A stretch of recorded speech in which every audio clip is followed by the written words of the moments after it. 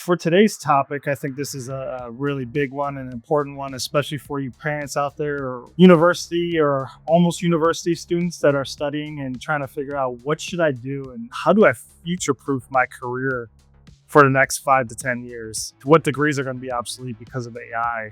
And what kind of careers will thrive along with AI? And so in the recent news, we have the NVIDIA CEO who brought up something really important, and same with the CEO of Fiverr as well. They both brought up some really interesting points.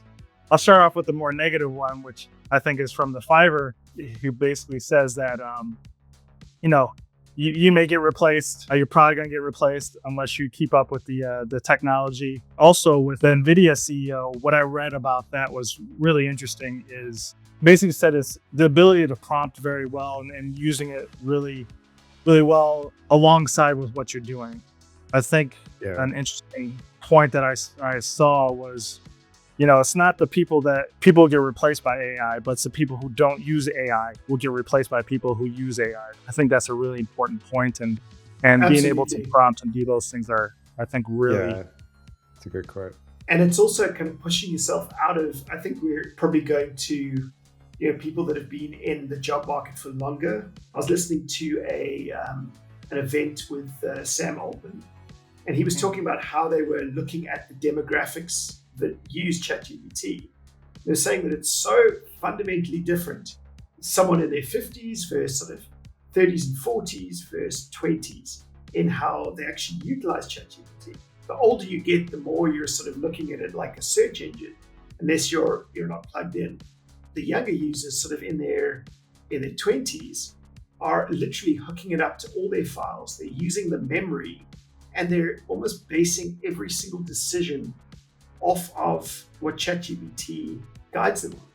So I need to make a career choice. What does it say? I need to respond to someone in a certain way. What does it say? How is it looking at all the files and the memory it's built up around them?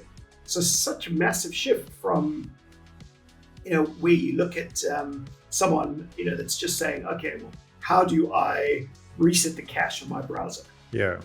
The older you get, you need to have more of a push to actually upskill yourself and use things like, better prompts and you're saying engage that more. Younger people are like using it better than older people. Do you think it's a good idea that they ask, we've gone through this before too, but basically ask it how to reply to someone? What do I do?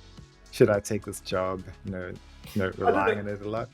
I don't know whether it's better, but I think it highlights how they're a lot more in tune with how AI tools are used. And if we're looking at the job market specifically, and that becoming a requirement for jobs, it used to be your computer literacy. Now it's, well, how computer literate and AI literate are you?